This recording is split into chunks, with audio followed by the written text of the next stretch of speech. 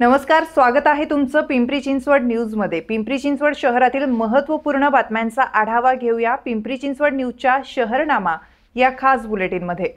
पुणे आणि पिंपरी चिंचवडमधील वाहतूक कोंडी सोडवण्यासाठी प्रस्तावित रिंग रोड प्रकल्प रखडल्याने आमदार महेश लांडगे यांनी विधानसभेत सरकारचं लक्ष वेधलं। नाशिक फाटा ते खेड एलिव्हेटेड कॉरिडॉरसाठी भूसंपादन गतीने व्हावं अशी त्यांची मागणी होती। यावर अधिवेशनाअखेर सर्व संबंधित विभाग आणि लोकप्रतिनिधींची संयुक्त बैठक घेण्याचं आश्वासन मंत्री दादा भुसे यांनी दिलं। मारुंजीतील लाईफ रिपब्लिक टाउनशिप आणि जांभे गावात गेल्या 4 दिवसांपासून केवळ 4 तासच वीज मिळत असल्याने नागरिकांचं जीवन विस्कळीत झालंय। या त्रासाविरोधात खासदार सुप्रिया सुळे यांनी आवाज उठवत MSEDCL कडे तातडीने कारवाई करण्याची मागणी केली। MSEDCLच्या माहितीनुसार या बिघाडामुळे 91 उच्च दाब ग्राहक आणि सुमारे 52,000 सामान्य ग्राहकांवर परिणाम झाला आहे। हिंजवडी आणि MIDC आणि IT पार्क यांसह प्रमुख भागांचा वीज पुरवठा खंडित झाला असून यामध्ये पिंपरीतील 20,000 आणि मुळशीतील 32,000 ग्राहकांचा समावेश आहे। सोमवार ते शनिवार चालणारी नियोजनबद्ध कारवाई विविध सार्वजनिक ठिकाणी डासोत्पत्ती स्थळांचं निर्मूलन आणि विविध जनजागृती उपक्रमांसोबत प्रभावीपणे डेंग्यू नियंत्रण करण्यात येत आहे।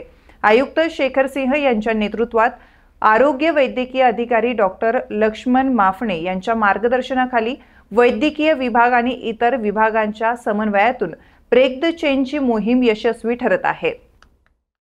पिंपरी चिंचवड महापालिका क प्रभाग क्रमांक 02 साई जीवन विद्यालय जाधववाडी येथे विद्यार्थ्यांमध्ये माझी वसुंधरा 6.0 आणि स्वच्छ सर्वेक्षण 2025 अंतर्गत कचरा विलगीकरण, कचरा व्यवस्थापन आणि प्लास्टिक बंदीबाबत जनजागृती करण्यात आली।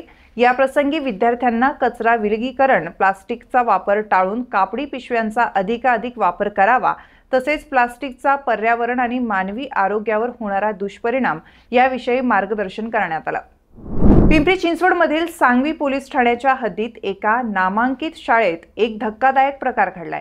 9वी शिकणाऱ्या एका अल्पवयीन विद्यार्थ्याला शाळेत तू जाड आहेस अशा शब्दांनी चिडवण्यात आलं।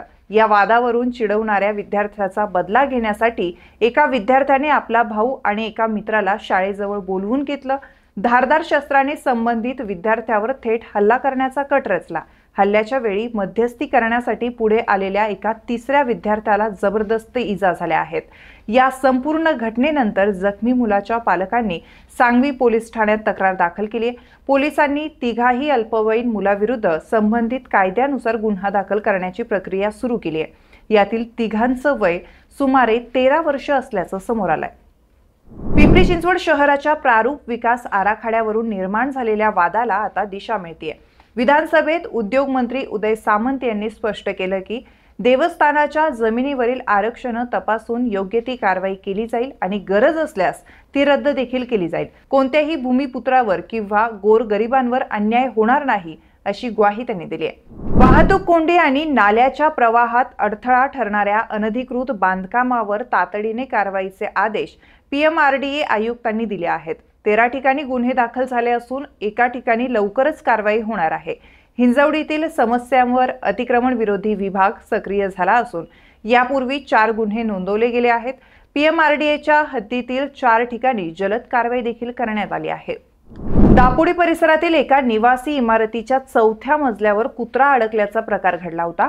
पिंपरी चिंचवड महापालिकेच्या अग्निशमन विभागाच्या नियंत्रण कक्षाला ही माहिती मिळाली। माहिती मिळताच मुख्य अग्निशमन केंद्रातून तात्काळ अग्निशमन पथक घटनास्थळी रवाना करण्यात आलं। अग्निशमन जवानांनी शिडीच्या साह्याने कुत्र्याला सुखरूपपणे खाली उतरवलं आहे। या तत्परतेमुळे या निरागस प्राण्याचा जीव वाचलाय।